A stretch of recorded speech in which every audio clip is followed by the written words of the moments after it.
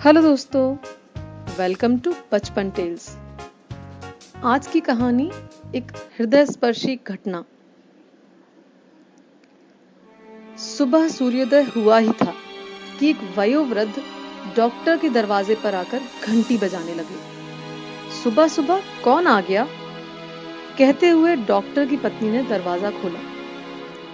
वृद्ध को देखते ही डॉक्टर की पत्नी ने कहा, दादा, इतनी सुबह क्या परेशानी हो गई आपको?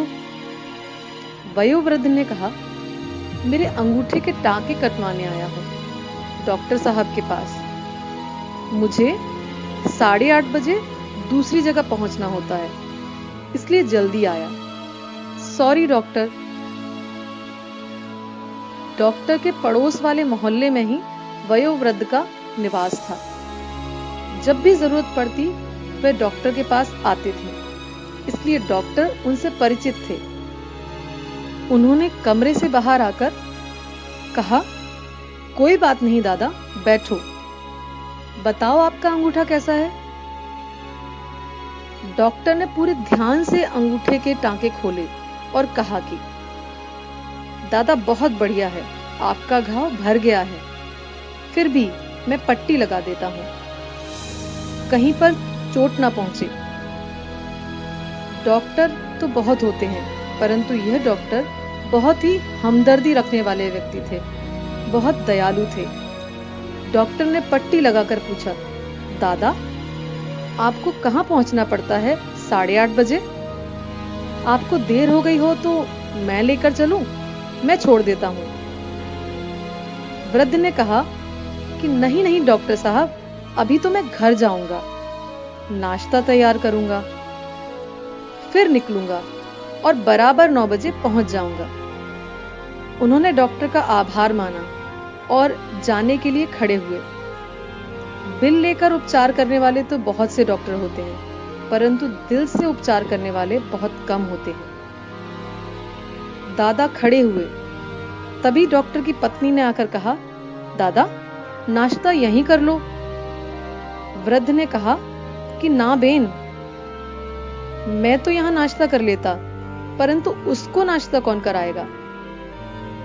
डॉक्टर ने पूछा, किसको नाश्ता कराना है? तब वृद्ध ने कहा कि मेरी पत्नी को। तो वह कहां रहती हैं और 9 बजे आपको उसके यहां कहां पहुंचना है? वृद्ध ने कहा, डॉक्टर साहब, वह तो मेरे बिना रहती ही नहीं थी, परंतु अब वह अस्वस्थ है तो नर्सिंग होम में है। डॉक्टर ने पूछा, उनको क्या तकलीफ है? वृद्ध ने कहा, मेरी पत्नी को अल्जाइमर हो गया है, उसकी याददाश्त चली गई है। पिछले 5 साल से वह मेरे को पहचानती नहीं है। मैं नर्सिंग होम में जाता हूं, उसको नाश्ता खिलाता हूं, तो वह फटी आंखों से मुझे, शून्य नेत्रों से मुझे देखती है। मैं उसके लिए अनजान हो गया हूं। ऐसा कहते कहते वृद्ध की आंखों में आंसू आ गए। डॉक्टर और उसकी पत्नी के भी आंखों में आंसू आ गए। याद रखें दोस्तों, प्रेम निस्वार्थ होता है। प्रेम सबके पास होता है, परंतु एक पक्षीय प्रेम यह दुर्लभ है, परंतु होता है जरूर। कबीर ने लिखा है, प्रेम न बाड़ी उपजे, प्रेम न हाट बिकाए।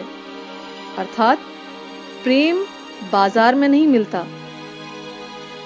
और डॉक्टर और उसकी पत्नी ने कहा, दादा, 5 साल से आप रोज नर्सिंग होम में उनको नाश्ता कराने जाते हो। आप इतने वृद्ध हो, आप थकते नहीं हो, ऊबते नहीं हो? उन्होंने कहा कि मैं 3 बार जाता हूं। डॉक्टर साहब, उसने जिंदगी में मेरी बहुत सेवा की है और आज मैं उसके सहारे जिंदगी जी रहा हूं। उसको देखता हूं तो मेरा मन भर आता है। मैं उसके पास बैठता हूं तो मुझे शक्ति मिलती है। अगर वह ना होती तो अभी तक मैं बिस्तर पकड़ लेता, लेकिन उसको ठीक रखना है, उसकी संभाल करना है, इसलिए मुझ में ताकत आ जाती है। उसके कारण ही मैं इतनी फुर्ती से काम करता हूं। सुबह उठता हूं तो तैयार होकर काम में लग जाता हूं। यह भाव रहता है कि उससे मिलने जाना है, उसके साथ नाश्ता करना है, उसको नाश्ता कराना है। उसके साथ नाश्ता करने का आनंद ही अलग है। मैं अपने हाथ से उसको नाश्ता खिलाता हूं। डॉक्टर ने कहा, दादा एक बात पूछूं? पूछो ना डॉक्टर साहब। डॉक्टर ने कहा, दादा वह तो आपको पहचानती नहीं, ना आपके सामने बोलती हैं, ना हंसती हैं, तो भी तुम मिलने जाते हो। तब उस वृद्ध ने जो शब्द कहे, वह शब्द दुनिया के सबसे अधिक हृदयस्पर्शी और मार्मिक हैं। वृद्ध बोले, डॉक्टर साहब वह नहीं जानती कि मैं कौन हूं, पर मैं तो जानता हूं कि वह कौन है। और इतना कहते कहते वृद्ध की आंखों से पानी की धारा बहने लगी। डॉक्टर और उनकी पत्नी की भी आंखें भर आईं। दोस्तों, कहानी तो पूरी होगी ही, परंतु पारिवारिक जीवन में स्वार्थ अभिशाप है और प्रेम आशीर्वाद है। प्रेम कम होता है तभी परिवार टूटता है। अपने घर में अपने माता पिता को प्रेम करें, उनका आशीर्वाद अवश्य प्राप्त करें। अपने वो नहीं जो तस्वीर में साथ दिखें, अपने वो हैं जो तकलीफ में साथ दिखें।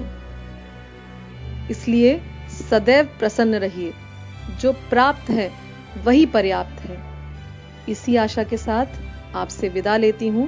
आशा है आज की कहानी आपको जरूर पसंद आई होगी।